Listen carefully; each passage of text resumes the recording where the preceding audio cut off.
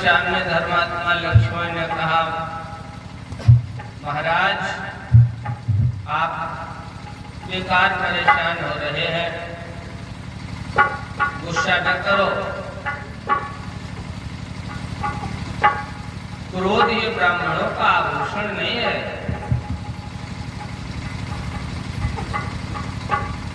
ये गहना है रजपूतों का, जो पहना जाता है रण में।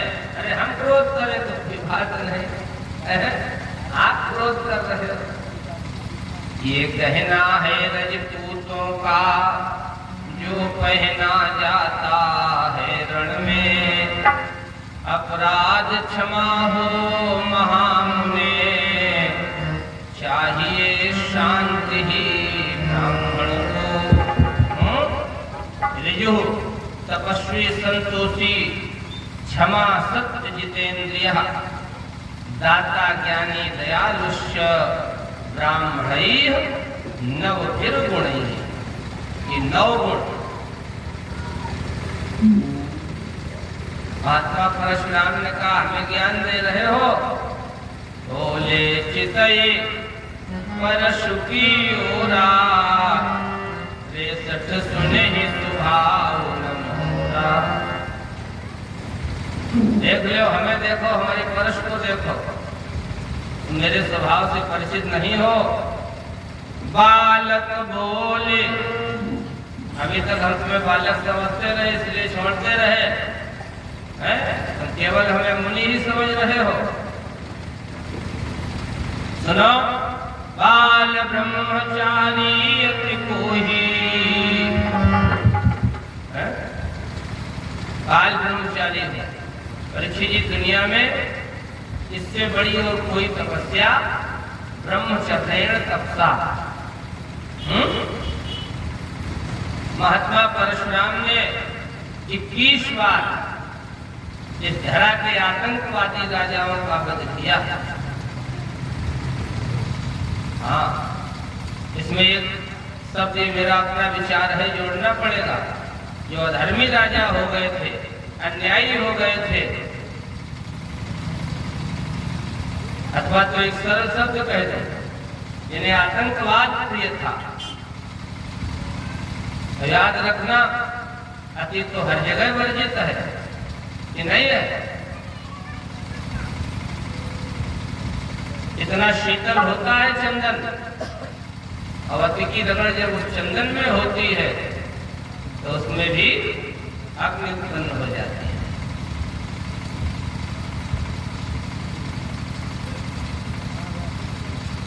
इसलिए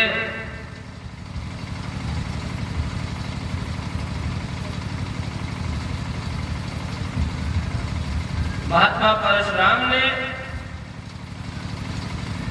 इस धरा से जो भी अधर्मी राजा हुए थे, उनको ढूंढ ढूंढ करके, खोज करके, रहे ना कभी हम किसी के सहारे, समर में कभी भी किसी से न हारे।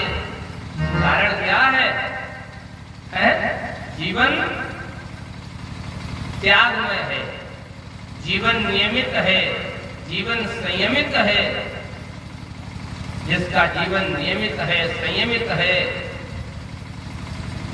वो कभी क्यों, वो सैद्धांतिक कार्य करेगा, नियमानुसार चलेगा, और जो सुमार्ग पर नियम पूर्वक चलेगा उसका क्या बाल बाका।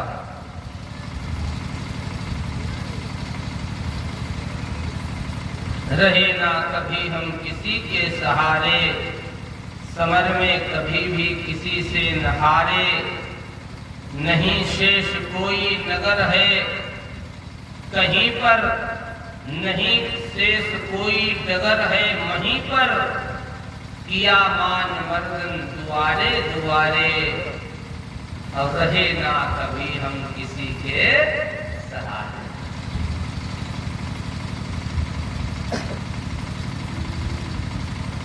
तो हमें नहीं जानते हो विधिपत, ये थोड़ा प्रकाश डालता हुआ चलूं। वीर हनुमान आदरणीय भरद्वाज जी, उपस्थित सज्जनों, वीर हनुमान 100 योजन समुद्र लांघ जाते हैं इसी तपस्या के चलते।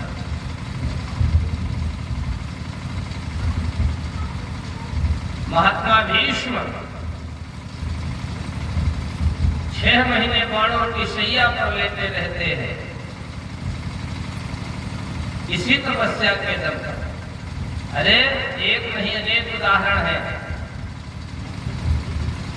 जीवन में अगर कोई आपको श्राप भी देता है तो वो भी वरदान बनता है अगर आप अपने जीवन में संयमित जीवन जी रहे हैं। अर्जुन को स्वर्ग में श्राप दिया गया,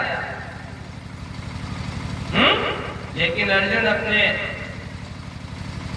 धर्म से विचलित नहीं हुए। परिणाम यह निकला, जिस समय देवराज इंद्र को मालूम हुआ उसने कहा, जाओ अर्जुन, ये शाप भी तुम्हारे जीवन में वरदान बन जाएगा। है अप्सरा ने शाप दिया था, इंद्र ने वही श्राप वरदान में कन्वर्ट कर दिया और कहा ये श्राप तुम्हारे जीवन में केवल 1 वर्ष के लिए लगेगा।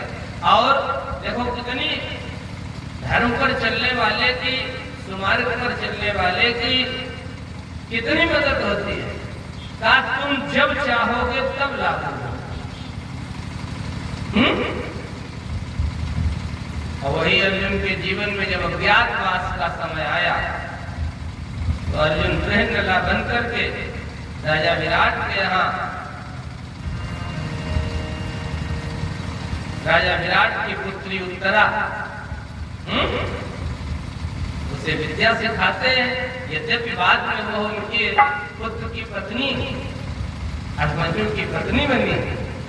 आप लोग श्रीमद् भागवत महापुराण में सुनते हो। मेरा कहने का भाव केवल इतना है, अब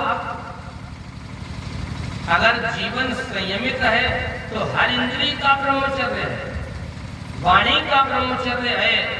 कभी किसी के लिए ऐसी वाणी का प्रयोग न करें जो उसके हृदय में दर्द हो, तकलीफ हो, पीड़ा हो। ये वाणी का संयम है। कानों का संयम, कभी किसी की बुराई को श्रवण न करें।